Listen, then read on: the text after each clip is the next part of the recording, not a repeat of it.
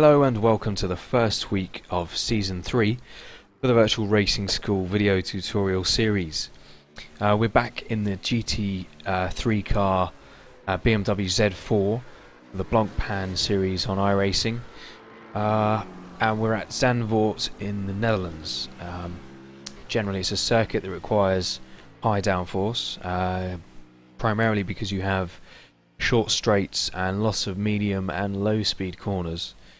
And there's also some very interesting elevation changes and blind apexes and some really heavily cambered corners. So it's a super technical circuit and quite difficult to really get the most out of. So the lap that I've set is on qualifying fuel in default weather and is reasonable. But as usual, there's always room for improvement. In fact, lap times on race fuel are only actually slightly slower. If you see this 36.4 here, that was actually on a full tank. So the 115 litres. So the only really areas that you really lose time on is the acceleration and braking zones. So yeah, as ever, I'll play the lap through from start to finish before reviewing and then going into further detail. This was actually a 2-lap qualifying run. The first lap probably wasn't actually as good as the second lap, but it was quicker because the tyres were more optimal. So I'm just going to play that one for you and then point out where I actually was a little bit weaker. So okay, let's just pause that. Okay, so across the start finish line now.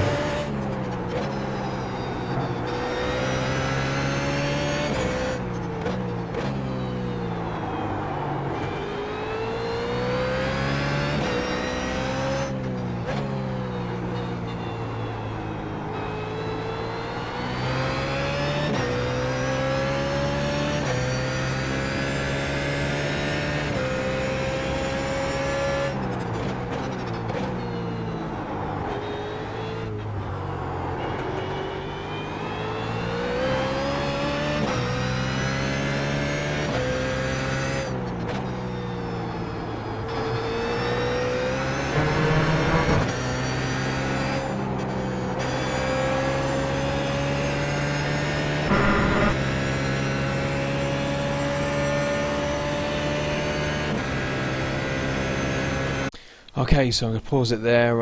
It's worth noting that I have actually switched to load cell pedals since my my last video. Specifically, I'm using Club Sport V1 pedals, and it's taken me a little bit of time to get used to them. I've had them for about 10 days now, so releasing the brake pressure progressively and trail braking with the control that I previously had is what I'm struggling with, but I'm much better than I was, and I'm pretty confident that with more time I will be at the level that I was at previously, and perhaps even get to a better level. Obviously they're pressure based, so it's more about maintaining the position with your foot and just only ever so slightly coming off the pressure of the pedal to bleed off the brakes as you turn in. So we'll go back to the start of this lap, coming into turn 1. You want to be braking just before this horizontal line there. It's a straight braking zone, so you're pretty hard on the brakes. So that was, I believe, about 90 meters. Yeah, so hard on the brakes, in a straight line.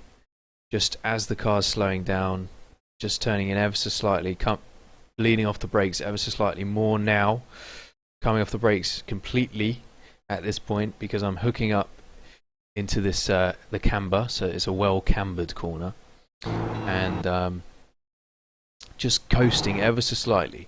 I think optimally I would actually be trail braking at this point, but on this particular lap I'm actually coasting there ever so slightly, so just waiting for the optimal moment to pick up the throttle. I'm nice and tight on the exit, which is important, which I have done full throttle, full commitment, opening the steering up, letting the car come out wide, just running over the edge of this curve on the exit, and then keeping the car tight into the next right-hander. About 2/3 on the brakes as you enter this corner. This is turn 2, which is interesting because you have a left kink which isn't classified as a corner, but it's really important to be over to the left as you approach turn 2, and then just as you sort of get near the end of the curb you want to be braking for a short duration and then turning in nice and early to keep the car tight to the right-hander. And the car gets really light over this corner, so I've actually carried a little bit too much speed there. So just a little bit too much speed for me here, and I'm running wide, kind of running out of track. What would have helped actually is a little bit more trail braking. So again, this is an area I'm struggling with ever so slightly at the moment, so really I should be about 10%, 20% on the brakes there, which would just help me to keep the car a bit tighter.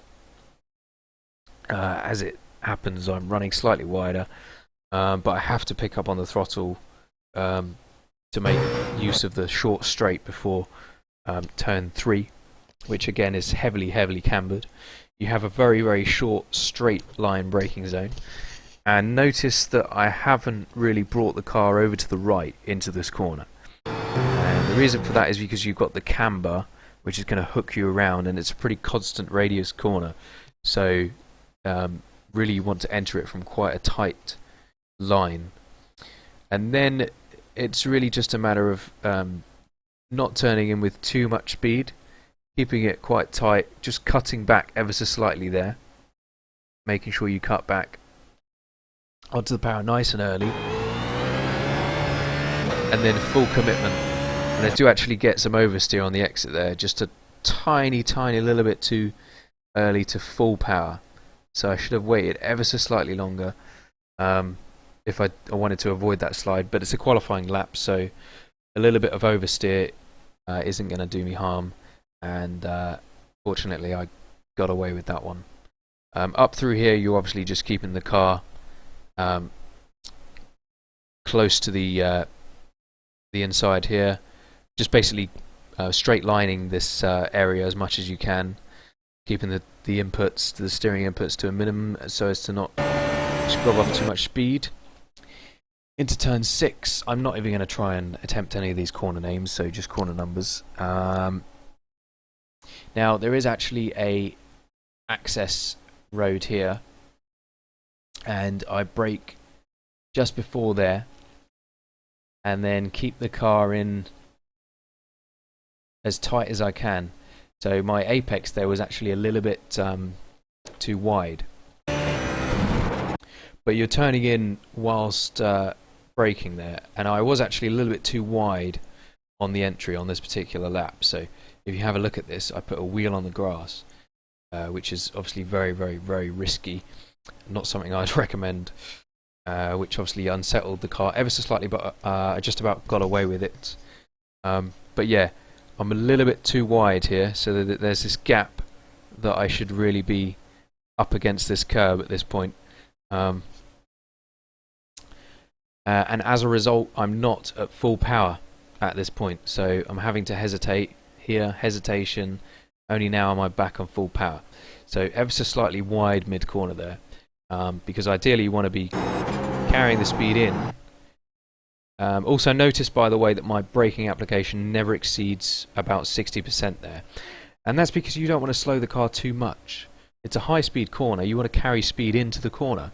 So you want to slow the car as you're turning in. So trail braking to bring the car in tight, and then allow you to keep the speed up and then get back on the power early. I would have been able, as I said, to commit to full power if I held a tighter line mid-corner there. So just running slightly wide there. Bringing the car back over to the left again to give me the widest entry into turn... what is it? Turn 7. Excuse me. Turn 7, where you're braking about alongside these signs. I don't really use the reference, really, to be honest, but you've got to just kind of aim for this curb as your apex. You can afford to cut it a reasonable amount. I only just brushed it this time, as we can see. You can probably afford to be up here, but any more than that and it's going to cause you issues. I'm trail braking at this point, so as I'm turning in, just resorting to trail braking until just after the apex, and then picking up the throttle hard and just hoping that I don't run out of track, because that's essentially the goal, is to carry as much speed as you can out of the corner and through the corner, so that you're just about to run out of track but not quite. Many times I've put wheels off here. Now I do actually change up into fourth ever so briefly, but I was speaking to one of my clients in a coaching session and he doesn't change to fourth, so I don't think there is an argument for doing it. So really you could probably leave it in third gear there, because it's you're probably only just barely going to hit the limiter. So you obviously want to keep things quite simple. No need to go up into fourth. I don't really have a reference into the next two corners. This is a very tricky one because obviously you're turning whilst braking. So as a result, my braking application is quite small, only about 50%, because I'm turning the car in, and then it's just a matter of trail braking the car in to keep it tight. That's nice. Still trail braking, only now that I've passed the apex am I picking the throttle up. And as I'm doing that, you want to unwind the steering, so avoiding any understeer on the exit there, picking up the throttle nice, being quite progressive with my application there, because it's a low speed corner exit, so you're quite traction limited versus some of the high speed corners where you can really stamp on the throttle. And then as you let the car run out, you immediately aim again over to the right to bring it over there, and then you take a very, very, very wide, or rather you're braking, the corner begins very, very early into this left-hander. So this feels like it's very, very early to be braking into a corner when you don't really have that much speed. But the braking application is, again, very, very minimal.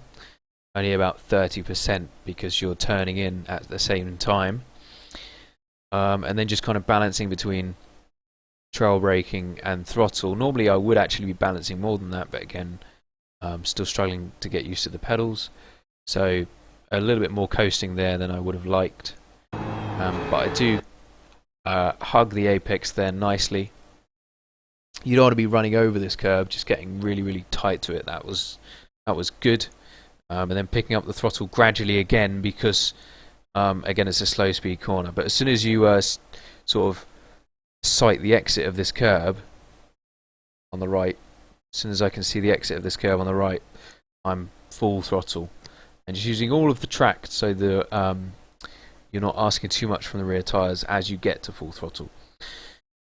So bringing the car over to the left again, you're actually braking from reasonably high speed at this point, so I do actually reach maximum brake pressure, which probably isn't necessary because of the optimal braking pressure really in this car is probably about 90%.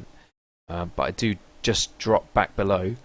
But the important thing is there, it's because you're braking from such high speed that you can afford to brake with a lot of pressure in a straight line. Use all of the grip available, and then as you pass that curb, you start on the left. As the curb ends, you start to turn in, and you aim to just about clip this apex curb here on the right. So I'm turning in again, trail braking. Now this is interesting because I trail brake there for a long time, so that's a little bit too slow. Let's just go back. Okay, so we're now trail braking, still trail braking, still trail braking, and only now do we get back on the throttle briefly just to accelerate the car between the corners and then brake again to ensure that we can bring the car nice and tight for a good exit out of here, because you need to get the car over onto this curb around here. Ideally you want to be using slightly more curb on the left, so I'm just a little bit too wide at this point, but there's a bit of camber through here, so it wasn't too bad. And then it's just a matter of being quite progressive with the throttle and opening the steering, using all of the track width on the exit.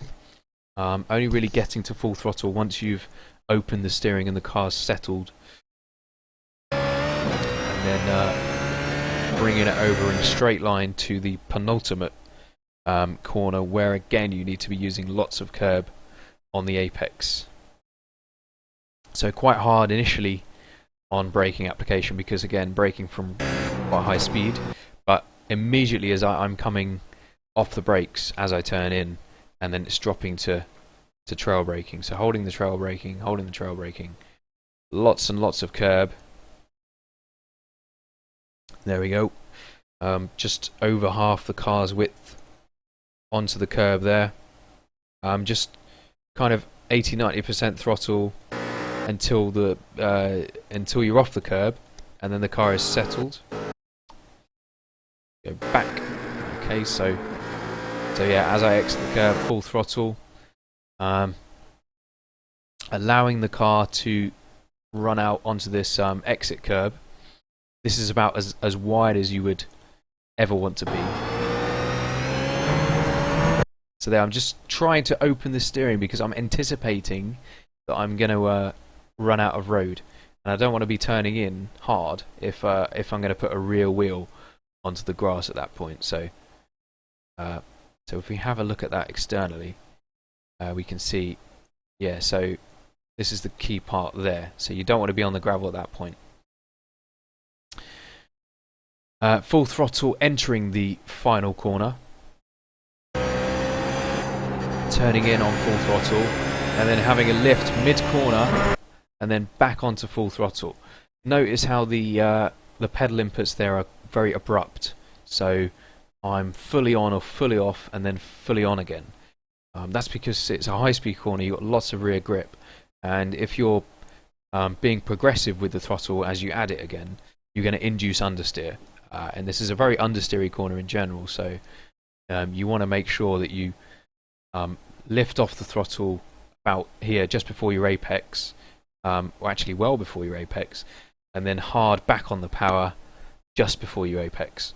And then if you've got it right, then you'll be able to keep it planted, full throttle all the way to the exit, and you'll be forced to run right up just onto this curb before you run out of track. So that'll give you the maximum speed across the line there. So there we go, a 135.8. Yeah, several areas that I pointed out where there's room for improvement there. So yeah, as ever, I hope that was helpful, and I look forward to visiting next week's tutorial. Thanks for watching.